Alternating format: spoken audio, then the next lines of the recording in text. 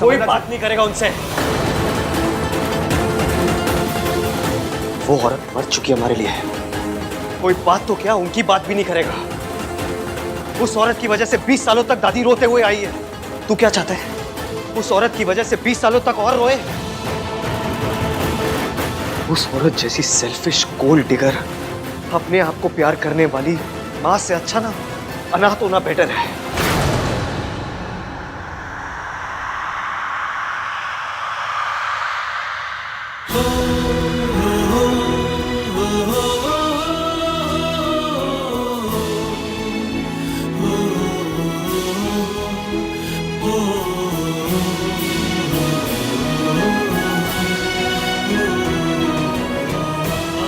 I'm sorry Soni, मुझे पता है तेरे लिए कितना मुश्किल रहा होगा, लेकिन तुझे डरने की जरूरत नहीं है। वो औरत तेरे आसपास भी नहीं आएगी कभी। तुझे कभी उसका सामना नहीं करना पड़ेगा। जब वो हमें छोड़ के गई थी, उसकी सजा उसे आज तक नहीं मिली, लेकिन जब वो वापस आई है ना, उसकी सजा मैं दूंगा उन्हें।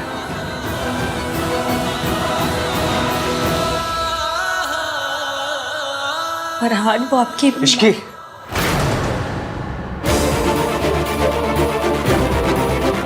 उस औरत का नाम भी नहीं लेगा कोई इस घर में। अंडरस्टैंड?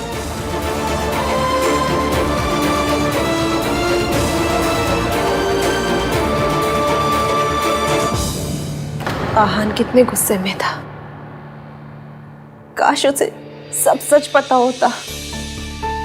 जिस हालत में भाभी थी ना, उस हालत में कोई भी औरत क्या कर लेती। गलती सावित्री भाभी की नहीं थी। भाई साहब इतनी बेरहमी से पेश आते थे कि भाभी को सब छोड़ के जाना ही पड़ा। गलती तो आहान और सोनू की भी नहीं थी, लेकिन कीमत उन्हें भी चुकानी पड़ी ना। माता रानी करे मम्मी जी दोनों बच्चों को सब सच बता दे। नहीं रितु, इसके बारे में बोलना तो दूर की बात है, सोचना भी मत। तुम अच्छी तरह से जानती हो कि माँ वीर भैया से कितना प्यार करती थी। हाँ तो क्या हुआ, हर माँ अपने बच्चों से प्यार करती है। सावित्री भाभी भी सोनू और आहान से बहुत प्यार करती है, लेकिन दोनों बच्चे उनसे नफरत करते हैं। उनका नाम तक नहीं सुनना चाहते। क्या ये सही है? ये सब मुझे ठीक नहीं लगता। देखो रितु, मम्मी,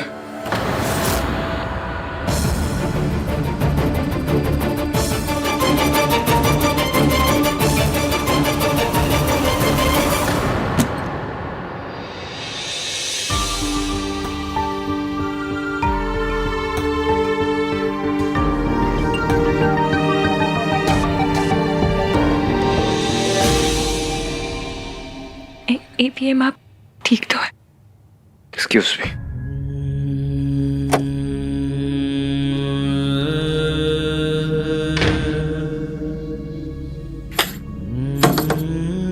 एवीएम मुझसे बात कीजिए, बाहर आइए। एवीएम,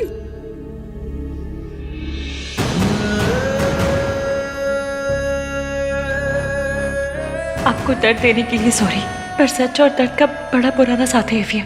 सच आता है तो दर्द भी उसकी अटैची पकड़ के साथ चला आता है। बस थोड़े दिन और, उसके बाद सिर्फ सच होगा, पर तब तक के लिए सॉरी। तेरी माँ तुझसे प्यार नहीं करती, वो सिर्फ दौलत से प्यार करती है। बेटा, तेरी माँ ने तेरे बाप की जान ली है और तुम दोनों को किसी और आदमी के लिए छोड़ दिया है।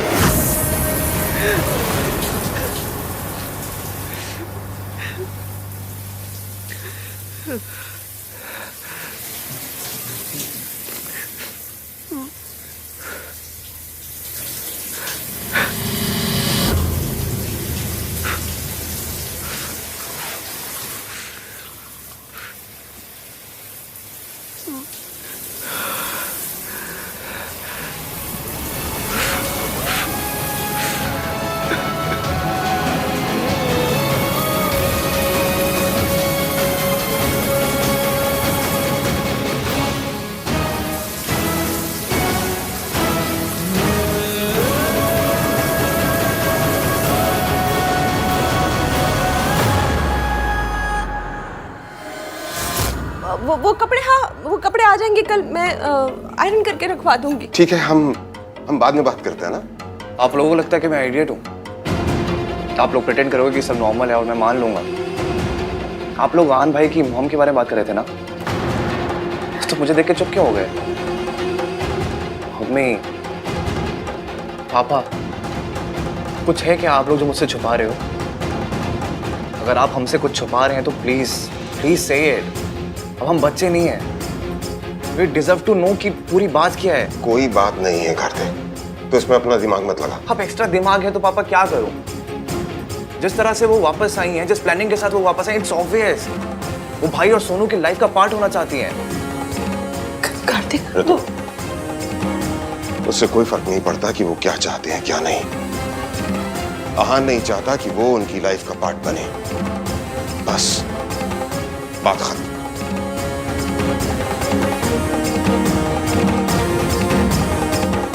ऋतु, खाना लगा दो।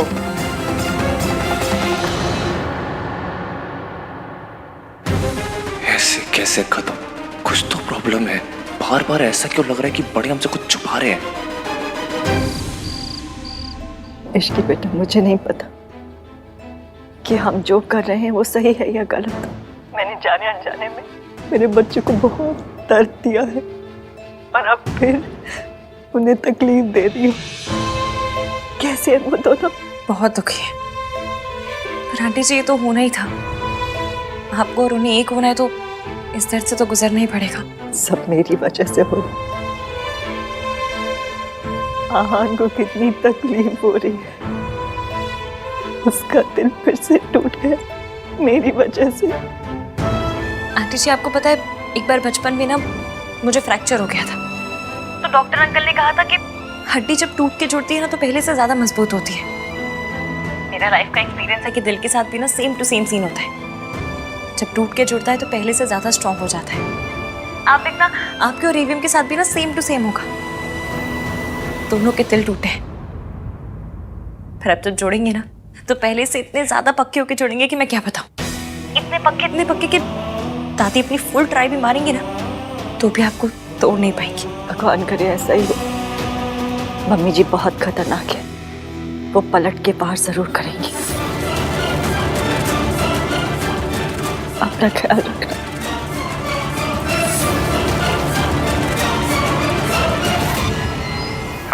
हेलो के बच्चे, तूने मुझसे झूठ कहा कि सावित्री की एक्सीडेंट में डेथ हो गई है। वो जिंदा है। ये कैसे हो सकता है माताजी? हॉस्पिटल के डॉक्टर ने उसे मरा हुआ डिक्लेयर किया था और उस डॉक्टर से मेरी बात भी हुई थी। आप मेरी बात का यकीन तो कीजिए। तो क्या मैं उसका भूत देख कर आ रही हूँ? सावित्री मेरी आवाज सुनकर कांप जाया करती थी, आज मेरे सामने बैठकर मेरी आंखों में आंखें डालकर देख रही थी। ये कैसे हो सकता है? ये नहीं हो सकता। कोई है जो उससे ये सब करवा रहा है। ये कौन हो सकता है?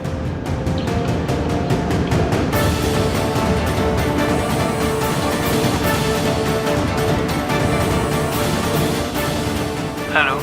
मुर्दे नहीं लौटा करते हैं, लेकिन सावित्री लौट आई है। वो जिंदा है। पता करो वो जिंदा कैसे है। सावित्री रईस होने का ड्रामा कर रही है या उससे ये ड्रामा कोई करवा रहा है? कौन है? क्योंकि सावित्री तो कठपुतली है। पता करो इस कठपुतली की डोर किसके हाथ में है। मुझे चाहे जमीन आसमान एक करना पड़े करूंगी, लेकिन सावित्री तुझे इस घर में वापस नहीं आने दूंगी। एक बार तूने मेरे घर को तबाह किया है, अब दोबारा तबाही का मौका नहीं दूंगी तुझे।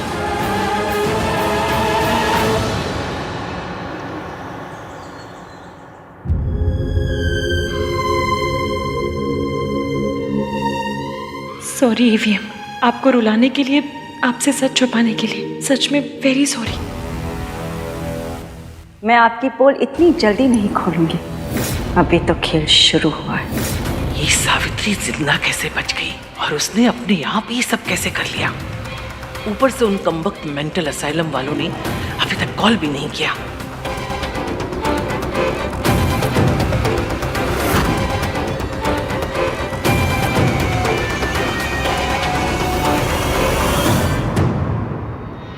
लगता है सब लोग अपने ही कमरे में हैं। अभी तक नाश्ते के लिए कोई तैयार नहीं हुआ है। मैं एक काम करती हूँ, जल्दी से मेंटल असाइलम जाती हूँ और पता करती हूँ उन लोगों ने सावित्री के बारे में क्या पता किया है।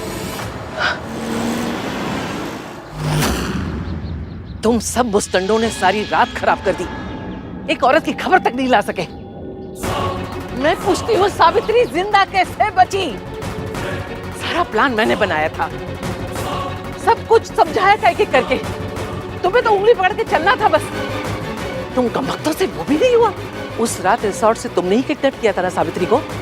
उसे बेहोश किया था, बांधा था, मारने ले जा रहे थे, फिर भी वो एक्सीडेंट में कैसे बच गई? जवाब दो।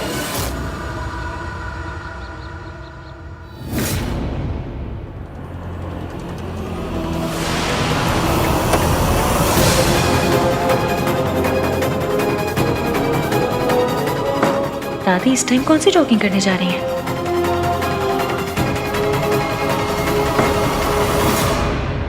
आपने जो जो कहा था वही किया हमने मैडम जी। उसको मारने के लिए जा रहे थे कि एक्सीडेंट हो गया। उस एक्सीडेंट में हम भी जख्मी हो चुके थे। जब हम हॉस्पिटल पहुंचे वो डॉक्टर ने बोला वो मर गई।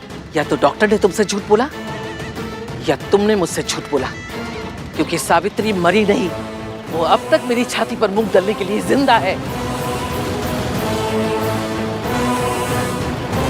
बचा लिया, पर किसने? मेरा ऐसा कौन सा नया दुश्मन पैदा हो गया? उन्होंने मेरा एक्सीडेंट करवाया था। कौन? मेरी सास।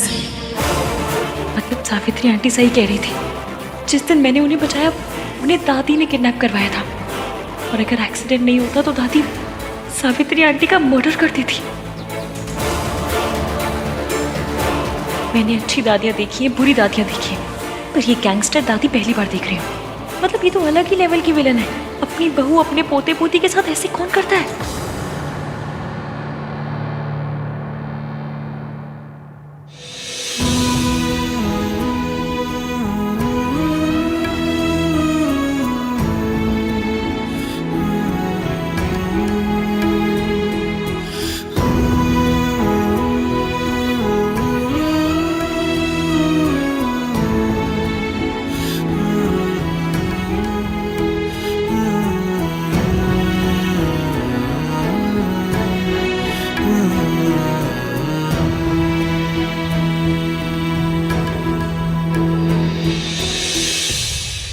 सॉरी, कल मैंने गुस्से में तुझे बहुत कुछ बोल दिया। भूल गया कि तेरे लिए भी कितना मुश्किल रहा होगा। लेकिन मैं बिल्कुल ठीक हूँ भैया, I'm fine। भाई आप टेंशन मत लो, सलाह आंटी के साथ रहती है ये। उनके साथ रहना मतलब कि बालू के साथ केव शेयर करना। अब जब बालू के साथ केव शेयर कर सकती है वो दुनिया कोई भी दुख सह सकती है ना। शट अप छिपरे। अब ऐसा है गाइस कि जो भी है जैसा भी है तीनों मिलकर देख लेंगे ना। और अब तो हमारे साथ रिस्की इश्क की भाभी भी है। हाँ, और जहाँ भाभी होती ना वहाँ कोई साथ नहीं रह सकता। और पता है अगर हमारे घर पंकज जी भी आ जाए ना तो वो भी उदास नहीं रह पाएंगे। छी, तूने कितना गंदा जोक मारा। भाई स्माइल किया ना। वैसे इश्क है का सुबह से दिखी भी नहीं। और शायद से नीचे होगी, है ना? दादी की सेवा कर रही होगी। कल रात मैंने अपनी फ्रस्ट्रेशन उस पर भी निकाल दी। एक बार जाके सॉरी बोल देता हूँ। चल भाई भाभी को सॉरी बोलने वाले। अच्छा तो हम क्यों जाए? भैया सॉरी बोल रहे हैं ना। ऐसे मोमेंट्स को एम्बैरेसिंग बनाना छोटे भाई बहनों का कर्तव्य होता है। सोनू चले। नहीं नहीं बेटा, ऐसे कैसे हो सकता है? सास और बहू में झगड़े होते हैं, दुश्मनी होती है, लेकिन कोई भी सास इस तरह खून खराबे पे नहीं उतर सकती। और आंटी जी चाहे कैसी भी हो, अपनी फैमिली से बहुत प्यार करती हैं वो। नहीं, मम्मी जी अपनी फैमिली से नहीं, सिर्फ खुद से प्यार करती हैं। अपनी झूठी शान से प्यार करती हैं।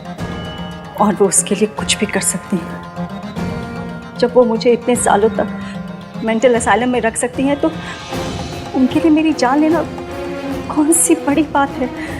और दादी आज तक अकेले खेल खेलती आई है, और आज पहली बार किसी ने सामने से चाल चली है। इसलिए दादी के ब्रेक फेल हो गए, नींदें उड़ गई, बौखला गई, उनकी रोडों पे मेट्रो चल गई है, कमजोर पड़ गई है। बस यही सोच रही है कि सावित्री आंटी बच कैसे गई।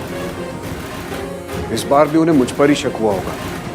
अहान के पापा का दोस्त होते हुए भी मैंने कई बार सावित्री को उसकी मार से बचाया था।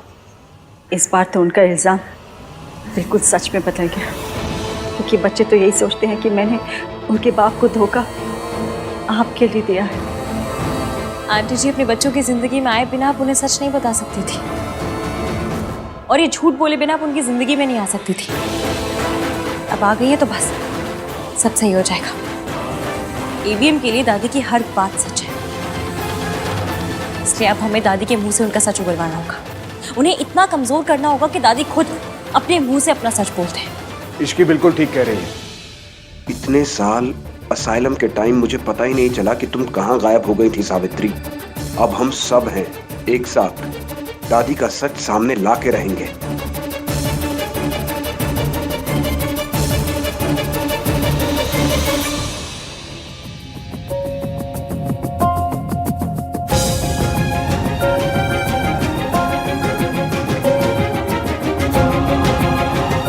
गुड मॉर्निंग दादी।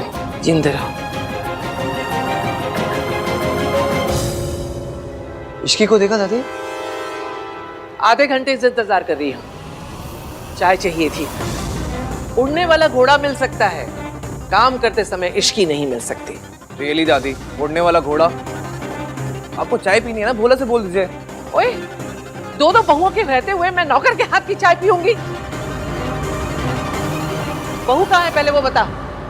मम्मी जी, ये रही आपकी बहू और ये रही आपकी गर्मा गर्म चाय। मेरी बहू तो आ गई, तेरी बहू कहाँ है? या कहीं की कलेक्टर नहीं है वो, या काम करते समय उसके हाथ में मेहंदी लग जाती है। मम्मी जी, आप इतनी टेंशन क्यों ले रहे हो? अपने मायके गई होगी और क्या। मायके ही जाना था तो शादी क्यों की?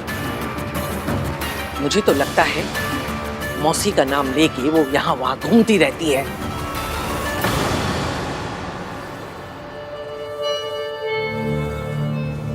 कहा हो इश्की, मैंने कहा था मुझे बताए बिना मत जाया करो।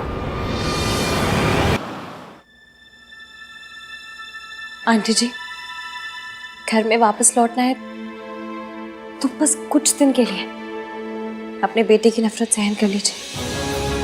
वो नफरत करता है तो प्यार कैसे करेगा? प्यार और नफरत में ना धागे बराबर फर्क होता है। इंसान उसी से इतनी नफरत करता है जिससे कभी बहुत प्यार किया हो। मतलब प्यार तो है, बस हमें उसे जगाना है, बस। एक बात बोलूं बेटा, आहान बहुत लकी है जिसे तुम मिली हो। आहान क्या, पूरा परिवार ही बहुत लकी है कि उनको इतनी प्यारी बहू मिली है।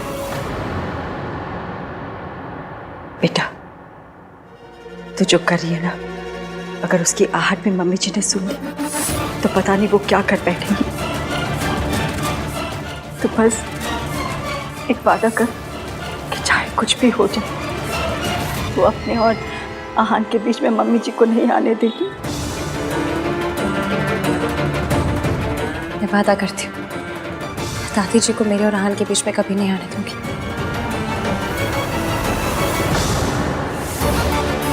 सियापा, मैं तो फिर बिना ईवीएम को बताया ही हूँ।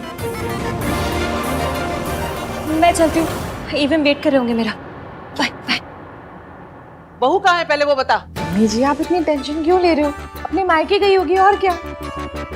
मायके ही जाना था तो शादी क्यों की? मुझे तो लगता है मौसी का नाम लेके वो यहाँ वहां घूमती रहती है। दादी, आपको हर बात पे ओवर रिएक्ट करना होता है ना। अब घर में क्या कर रही हो? आप टीवी सीरियल्स में काम कर लो ना। हर बात पे धूमता ना ना ना ना ना ना वाले रिएक्शंस देते हो। At least get paid for it ना। चुप रह खोते। एक बात क्या पूछ ली, सबके पेट पे मरोड़े उठने लगी है। तू भी सुना ले आके, तू वहां क्यों खड़ा है? यही दिन देखने के लिए तो बाकी रह गया था मेरे लिए। दादी इसकी किसी इंपॉर्टेंट काम से गई होगी, आ जाएगी। वो आएगी तो आप पूछ लेना ना उससे, आपका हक बनता है, कोई रोकेगा नहीं आपको। क्या बोल रहा है?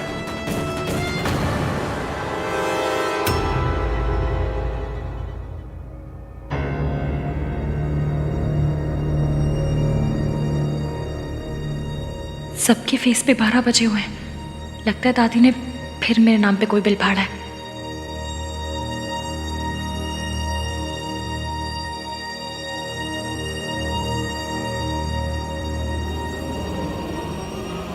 कहाँ गई थी महारानी जी की सवारी?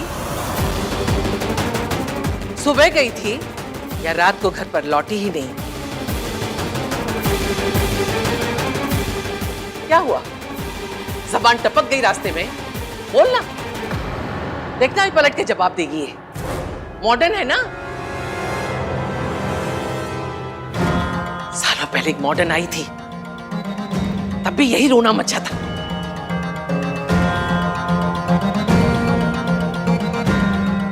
एक आई थी जो घर की इज्जत को आग लगा के चली गई, और दूसरी माचिस लेके तैयार खड़ी है। दादी क्या क्या बोले जा रहे हो आप? यू नो इश्की ऐसी नहीं है दादी। ऐसी नहीं है तो पूछो इससे कहाँ गई थी बिना बताए। अरे मुझे नहीं बताया, कोई बात नहीं। बड़ों की इज्जत नहीं करती है, जानती हूं मैं, लेकिन कम से कम अपने पति को तो बता के जाती। बताया तो था तुमने मुझे।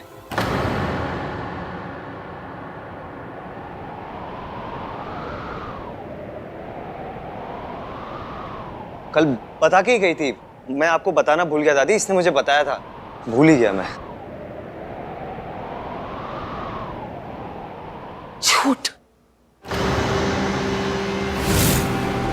इसके लिए तो झूठ भी बोलने लगा। सालों पहले तेरा बाप भी इसी रास्ते से गया था, और हम सब जानते हैं ये रास्ता हमारे खानदान के ऊपर जाके खत्म हुआ था। बीवी है तेरी, काबू में रख। कभी नहीं भूल सकती, तेरी माँ हम सबको छोड़ के, मेरे बेटे को खा के, सब बर्बाद करके खुद ऐश कर रही है। जो मेरे बेटे के साथ हुआ ना, मैं अपने पोते के साथ नहीं होने दूंगी। पता नहीं कहां कहां गुल खिलाकर आई है। गुल खिलाकर नहीं आई हूँ, आपके पीछे गई थी।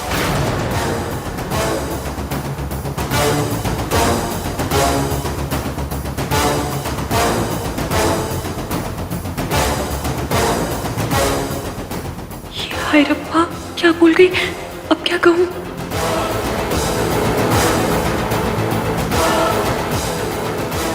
मैं सुबह सुबह पानी पीने किचन में आई तो मैंने देखा दादी जी कहीं बाहर जा रही थी। जिस घर में सबसे ज्यादा चिंता दादी की लगी रहती। सब सो रहे थे तो मुझे नहीं समझ में आया कि मैं सबको उठाऊं या क्या करूं। दादी को रोकती तो वो नाराज हो जाती, इसलिए मैं इनके पीछे चली गई, ताकि रब ना करे अगर रास्ते में इनकी तबीयत खराब हो गई, कुछ ऊंच नीच हो गई, तो मैं कम से कम हेल्प तो कर सकूं। हे भगवान, ये मेरा पीछा कर रही थी, कहीं इसने मुझे आश्रम जाते तो नहीं देख लिया। मैं तो बस मैं बहुत डर गई थी। मुझे लगा कि दादी अपने साथ कुछ कर ना ले। होता है इस उम्र में, ओवर इमोशनल हो जाते हैं, दिमाग भी आना पोना काम करता है ना। मैं जानती हूँ आप दादी से कितना प्यार करते हैं। अगर इन्हें कुछ हो जाता तो मैं आपको क्या मुंह दिखाती। इसलिए बस इनके पीछे चल पड़ी। बताइए क्या गलत किया मैंने?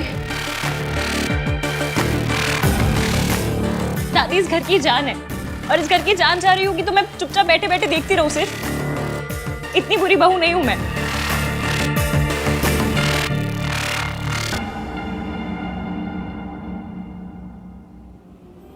पर मेरी किस्मत इतनी थर्ड क्लास है कि मैं यहाँ से निकली तो मुझे दादी मिली ही नहीं। यहाँ वहाँ हर जगह ढूंढती रही मैंने, फिर सोचा आपको कॉल करूं।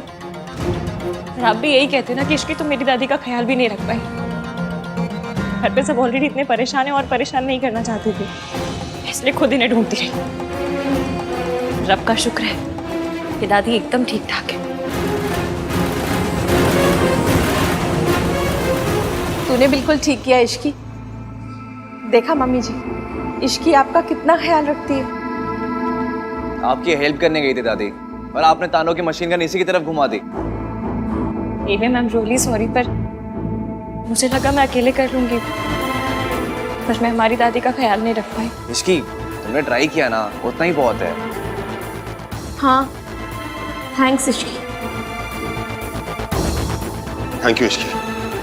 माँ, आपसे मना किया है ना, अकेले घर से बाहर मत जाया कीजिए। क्यों गई थी बाहर? कुछ हो जाता तो? चाचू प्लीज आप नाराज मत होइए, होता है इस उम्र में सारी चीजें समझने में मुश्किल हो जाती है। आई एम श्योर दादी खुद इतनी परेशान होंगी कि इन्हें समझ में नहीं आया कि ये क्या कर रही हैं, कहाँ जा रही हैं। नहीं दादी, इस एज में हो जाते हैं ना बच्चों जैसे, वैसा ही बिहेव करते हैं। शुक्र है कि इस लड़की ने सब कुछ बर्बाद नहीं किया। बेहतर होगा इस टॉपिक को यहीं खत्म कर दूं। मेरा तुझ पे इल्जाम लगाने का कोई इरादा नहीं था। सॉरी। दादी प्लीज माफी मांग के मुझ पे पाप मत चढ़ाइए। आप तो बड़ी हैं, आपका पूरा हक बनता है कुछ भी पूछने का, कुछ भी कहने का। बड़ों की बातों का बुरा नहीं मानते, है ना? रितु बेटा, मेरी तबीयत थोड़ी ठीक नहीं लग रही है, कमरे तक लेके चल जरा।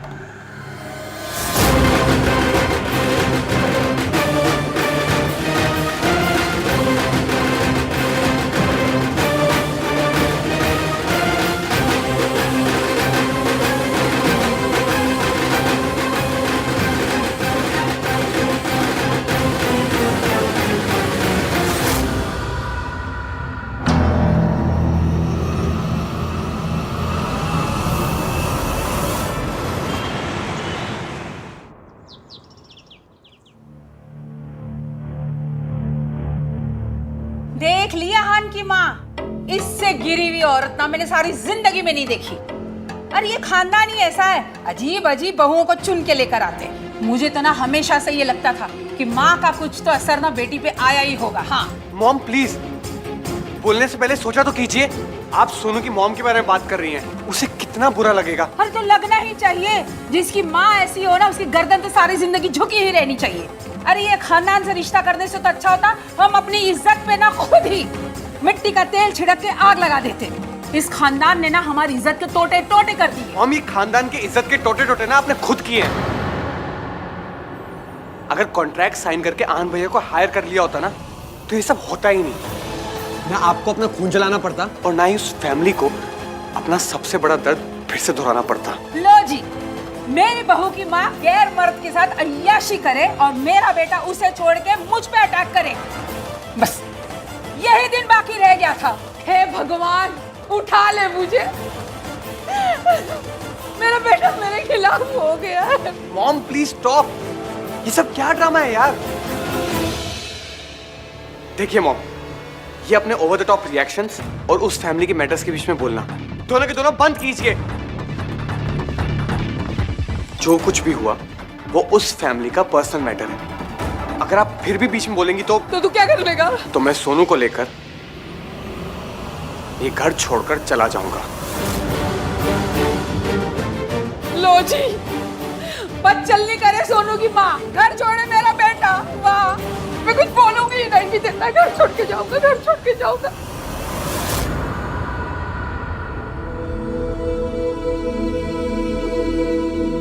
राज,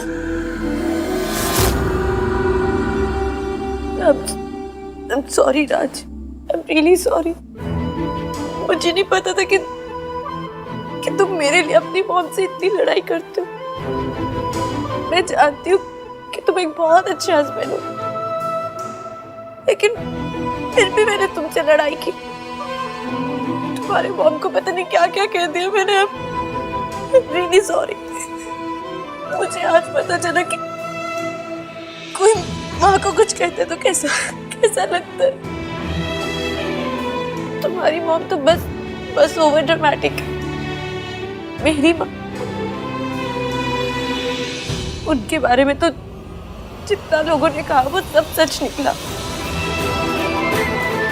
लेकिन पता नहीं फिर भी राजू मैं उनको नफरत नहीं कर पाती। आन भैया कर लेते हो, वो उनका नाम तक नहीं लेते। नहीं कर पाती। मैं अभी भी उनसे बहुत प्यार करती हूँ। मुझे लगता है कि ठीक है, जैसे भी है bye. Sorry Sonu, I wish तुम्हारी मॉम जैसी वैसे नहीं होती।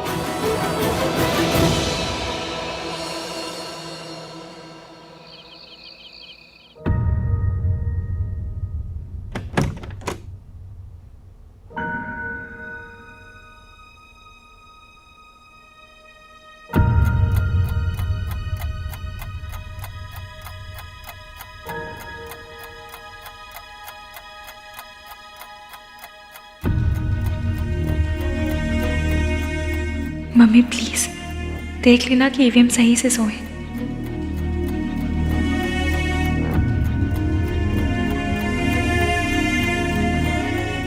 ईवीएम आप नहीं चाहते कि मैं आपको उस पल में देखूं जिस पल में आप कमजोर पड़ रहे हो। आप रोते भी हैं तो छुप के। आपके आंसू को मेरे साथ आइस पाइस खेलनी है तो खेल लीजिए, मैं भी धप्पा नहीं करूंगी।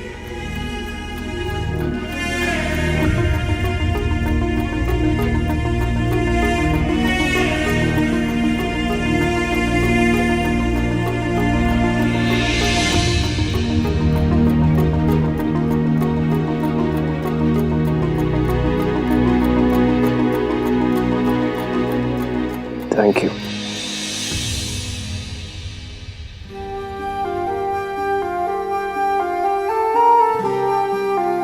मुझे ना थैंक यू और सॉरी की कंप्लेन आई थी। कह रहे थे कि एवीएम से कहो मैं इतना ना बोला करे, हम थक जाते। और पॉइंट भी है ना, अगर यही 2 शब्द बोलने थे तो इतनी हाई फाई इंग्लिश सीखने का क्या फायदा हुआ। इसलिए अपने सॉरी और थैंक यू के एफडी करवा लीजिए, ताकि दूसरे शब्दों को तो मौका मिले। उनका भी मन करता होगा कि ईवीएम के मुंह पे चढ़े हम।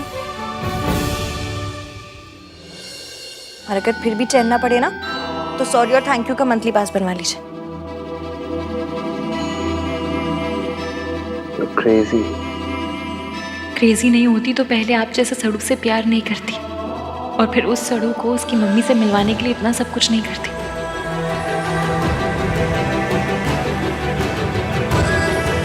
क्या सोच रही हो? बस यही सोच रही हूँ कि आपको ऐसा क्यों लगता है कि लड़कियां हमेशा स्ट्रांग होनी चाहिए। मतलब अगर थोड़े बहुत इमोशंस दिखा भी दिए, थोड़ा सा रो भी दिए तो क्या हो जाएगा? आपकी माचो वाली इमेज पे डेंट हो जाएगा।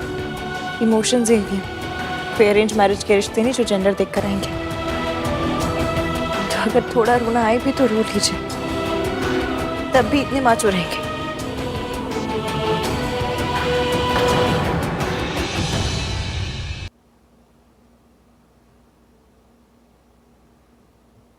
हम हार जीत दुख सुख सब में पार्टनर्स हैं। तो अगर अगली बार अपना दुख मुझसे छुपाया ना, तो मम्मी कसम सॉलिड वाली लड़ाई हो जाएगी। तो पता नहीं ये बॉयज ने अपनी इमेज का इतना लोड क्यों ले लिया। ये कहाँ लिखा है कि लड़कियां पिक्चर देखकर भी रो सकती हैं, लेकिन लड़के लाइफ में प्रॉब्लम हो तो भी नहीं रो सकते। किसने बनाया किसने ये रूल? और जिसने भी बनाया उसके रूल की ऐसी कम तैसी, कोई जरूरत नहीं ऐसे रूल मानने की। और अगर आपने माना ना तो देख लेना बस, फिर आए पड़े अपना दुख छुपाने वाले मुझसे। मुझे ऐसा लगता है जैसे मुझ में ऐसी कोई प्रॉब्लम है जो आप मुझसे अपनी फीलिंग शेयर नहीं कर पाते। तुम में कोई प्रॉब्लम नहीं है, प्रॉब्लम मुझ में इश्क की। मैं शेयर नहीं कर पाता अपनी फीलिंग। पर अब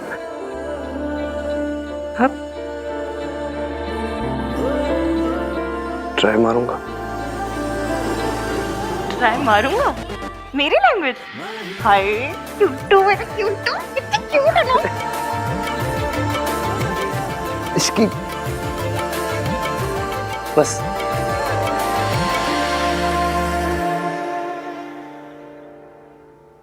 थैंक यू।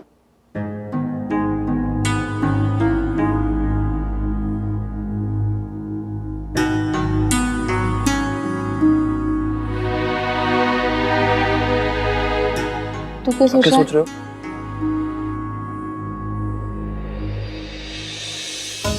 मुझे पता है तू भी यही सोच रहा है। रब जाने हम ये सिचुएशन कैसे हैंडल करेंगे। भाभी, भाई का है? आ रहे। मैं देखती हूँ।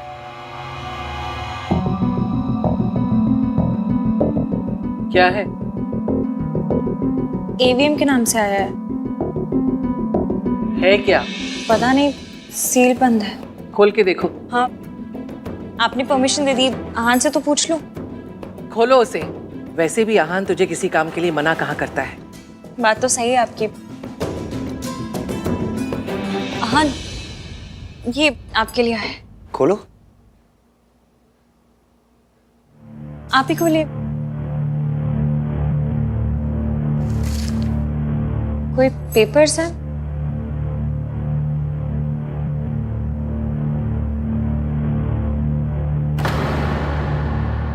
क्या हुआ? क्या लिखा है इनमें? कुछ नहीं, इसमें लिखा है कि मैं 6 महीने के लिए सावित्री देवी की कंपनी के लॉक इन पीरियड में हूँ।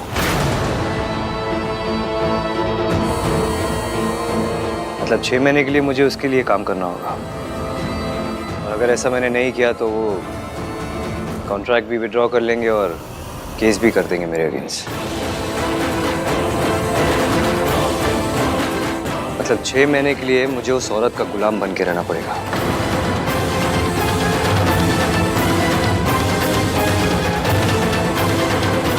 सावित्री करना क्या चाह रही है?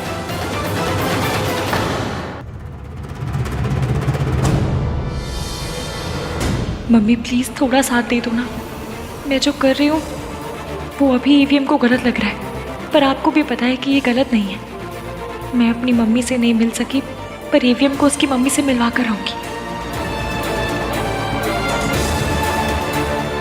और दादी कितनी बड़ी विलेन है ये भी एक्सपोज करके रहूंगी। प्लीज हेल्प करना मम्मी। इस दुनिया में कोई पेपर नहीं है जो मुझे उस औरत का गुलाम बनने पर मजबूर करते हैं। To hell with this contract. उस औरत को लग रहा है कि वो जीत गई है। वो कभी नहीं जीत सकती। मैं कभी नहीं हार सकता। भाई आप इतना गुस्सा क्यों कर रहे हो? अगर उन्होंने लेटर भेजा है कि आपको करना होगा, आप लेटर भेज दो कि नहीं करूंगा। कार्तिक, इतना आसान नहीं होता ना। कॉन्ट्रैक्ट में लिखा है कि आहान को उनके साथ 6 महीने तक काम करना पड़ेगा। I don't care about contract. Ishki, तुम जानती हो वो औरत ना सिर्फ धोखा देना जानती है, धोखा देने की आदत है उस औरत को। पापा को छोड़ना चाहती थी तो धोखा दिया, अब मेरे पास आना चाहती है तो धोखा दे रही है। जस्ट इमेजिन इश्की, एक औरत किसी पैसे वाले के लिए अपने हस्बैंड, अपने बच्चों, अपनी फैमिली को छोड़ के चली जाती है। क्या इंसान होगी ना वो? वो उनके साथ जो थे वो वही, हाँ, वही बंदे थे।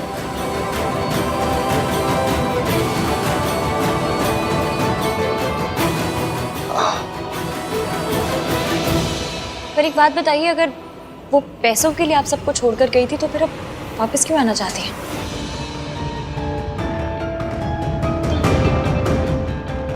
अगर उन्हें पैसों का इतना ही लालच था तो आपकी कंपनी को बचाने की कोशिश क्यों कर रही है? ऐसा तो नहीं हुआ होगा कि उनके पैसे खत्म हो गए तो वापस आ गई? देखने में तो लग रहा था कि वो लोग बड़े हाई फाई, बहुत ही रईस लोग हैं। यही बात तो समझ नहीं आ रही कि सावित्री ने ये चाल कैसे खेली। वो सावित्री जो मुझे देखते ही कांपने लगती थी, जिसकी जिंदगी मैंने मेंटल